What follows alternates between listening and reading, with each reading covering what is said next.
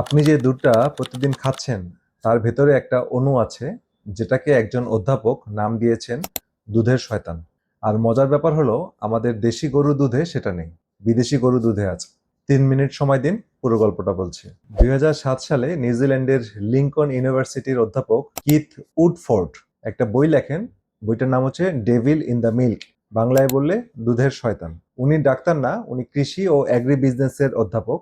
3 বছর ধরে রাত জেগে উইকেন্ডে বসে 100-রও বেশি বৈজ্ঞানিক গবেষণাপত্র পড়ে উনি একটা জিনিস একসাথে জোড়া লাগান, যেটা এর আগে কেউ একসাথে দেখেনি। আর যেটা বের হয়ে আসে সেটা শুনলে আপনি দুধের গ্লাসটার দিকে দ্বিতীয়বার তাকাবেন। ব্যাপারটা খুব সহজ করে বলছি। দুধে একটা প্রোটিন আছে, নাম বিটা ক্যাসিন। এই প্রোটিনটা 209টা ছোট ছোট টুকরো দিয়ে বানানো একটা মালার মতো। এই মালার 67 নাম্বার পুঁতিটা 2 রকম হতে পারে। একটা গরুর দুধে থাকে প্রোলিন, আরেকটা গরুর দুধে থাকে হিস্টিডিন। মানে এই দুইটা অ্যামাইনো অ্যাসিড একটা মানে পুঁতির মধ্যে পার্থক্য দেখা যায়। আর পুঁতির মালার মধ্যে এই 67 নাম্বার পুঁতিতে দুইটা অ্যামাইনো অ্যাসিড থাকে 2 রকম দুধে। তো যেটাতে প্রোলিন থাকে সেটাকে বলা হয় A2 দুধ, আর যেটাতে হিস্টিডিন থাকে সেটাকে বলে A1 দুধ। এই বইটি বলছে প্রায় 8,000 বছর আগে ইউরোপের কিছু গরুর জিনে একটা মিউটেশন হয়। সেই থেকে ইউরোপীয় জাতের গরু, যেমন হলস্টাইন ফ্রিজিয়ান, যেটাকে আমরা সাদা কালো বিদেশি গরু বলি, তাদের দুধে A1 চলে আসে। আর দেশি গরু, ভারতীয় উপমহাদেশের গরু, আফ্রিকান গরু, ছাগল, এমনকি মায়ের বুকের দুধ সবই আসলে A2। তো সমস্যাটা কি? সমস্যা হলো A1 দুধ যখন আপনার পেটে হজম হয় তখন সেই হিস্টিডিনের জায়গাটা থেকে একটা ছোট্ট টুকরা ভেঙে বেরিয়ে আসে। এর নাম BCM7। আর এই BCM7 হলো একটা ওপিওয়েড, মানে মরফিন জাতীয় জিনিসের মতো কাজ করে। A2 দুধে এই টুকরোটা ভাঙে না, কারণ প্রোলিনের বন্ধন অনেক শক্ত। এইটাই সেই দুধের শয়তান।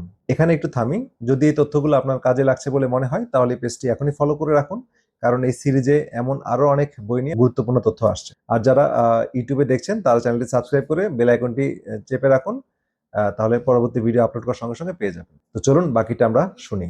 তো এবার বলছি বইয়ে কি কি প্রমাণ দেওয়া আছে। 3টা জিনিস মাথায় রাখুন। এক হচ্ছে দেশে দেশে তুলনা। অকল্যান্ডের শিশু স্বাস্থ্য অধ্যাপক বব এলিয়ট দেখলেন যেসব দেশে মানুষ A1 দুধ বেশি খায়, যেমন ফিনল্যান্ড, নিউজিল্যান্ড, আমেরিকা, সেখানে টাইপ 1 ডায়াবেটিস আর হৃদরোগ অনেক বেশি। আর যেখানে A2 বেশি, যেমন আইসল্যান্ড, ফ্রান্স, সেখানে কম। আফ্রিকার মাসাই জনগোষ্ঠী দিনে লিটার লিটার দুধ খায়, কিন্তু তাদের হৃদরোগ প্রায় নেই, কারণ তাদের গরু A2। আর 2 নাম্বার হচ্ছে প্রাণীর উপর পরীক্ষা। ডায়াবেটিস প্রবণ ইঁদুরকে A1 প্রোটিন খাওয়ানো হলো, 47% ডায়াবেটিস হলো। আবার A2 খাওয়ানো হলো, তাদের একটারও ডায়াবেটিস হলো না। অস্ট্রেলিয়ার খরগোশকে A1 খাওয়ানো হলো, ধমনীতে চর্বি জমলো, A2-তে জমলো না। 3 হচ্ছে অটিজম। আমেরিকার নরওয়ের গবেষকরা অটিস্টিক শিশুদের প্রস্রাবে এই BCM7 বেশি মাত্রায় পেলেন। দুধ আর গ্লুটেন বাদ দিতেই অনেক বাচ্চার উপসর্গ কমে গেল। আর আপনার সেই বন্ধু যে বলে দুধ খেলেই আমার পেট খারাপ হয়, বই বলছে অনেক ক্ষেত্রে সমস্যাটা শুধু ল্যাকটোজে না, সমস্যাটা হয়তো এই A1 প্রোটিন। অস্ট্রেলিয়ার A2 দুধ বাজারে আসার পর হাজার হাজার মানুষ বলতে শুরু করলো সাধারণ দুধ হজম হচ্ছে না, কিন্তু এটা হচ্ছে। এখন আপনি ভাবছেন এত বড় ব্যাপার, তাহলে সবাই জানে না কেন? এখানে বইয়ের সবচেয়ে চমকপ্রদ অংশ।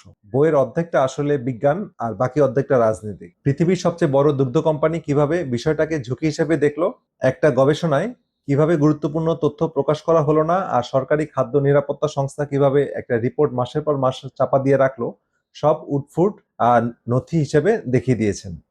ন্যায্যতার খাতিরে বলছি, এটা এখন একটা হাইপোথিসিস, চূড়ান্ত প্রমাণ না। 2009 সালে ইউরোপীয় খাদ্য নিরাপত্তা সংস্থা EFSA বলেছে মানুষের উপর সরাসরি কারণ এবং ফল সম্পর্কিত প্রমাণ পাওয়া যায়নি। উডফোর্ডের জবাব, তারা প্রশ্নটাই এত সরুভাবে যে করেছে যেন উত্তরটা না আসতে বাধ্য হয়। সিদ্ধান্তটা এখন আপনার। তো আজ থেকে দুধের গ্লাসটা হাতে নেওয়ার আগে একটা প্রশ্ন করবেন, এটা কোন গরুর দুধ? আমাদের দেশে দেশি গরুর দুধ এখনো পাওয়া যায়। এটা কি আমাদের জন্য একটা সুযোগ, নাকি আমরাও চোখ বুজে বিদেশি জাতের দিকে দৌড়াচ্ছি? কমেন্টে লিখুন আপনি কোন দুধ খান, আর এই ভিডিওটা দেখার পর কিছু বদলাবেন কিনা। এই ভিডিওটা অন্তত এমন 3জনকে শেয়ার করুন যাদের বাসায় ছোট বাচ্চা আছে বা যাদের দুধ খেলে সমস্যা হয়, হয়তো তাদের জীবনে একটা উত্তর পৌঁছে যাবে। ভিডিওতে যে গবেষণার কথাগুলো বললাম তার প্রত্যেকটা রেফারেন্স আমি কমেন্টে পিন করে দিয়ে দিচ্ছি। নিজে পড়ুন, নিজে যাচাই করুন, কারো কথায় না, প্রমাণ দেখে বিশ্বাস করুন। পরে ভিডিওতে বলবো কিভাবে বুঝবেন আপনার গরু A1 না A2। ততক্ষণ ভালো থাকুন, সুস্থ থাকুন। দেখা হবে পরবর্তী ভিডিওতে। আল্লাহ হাফেজ।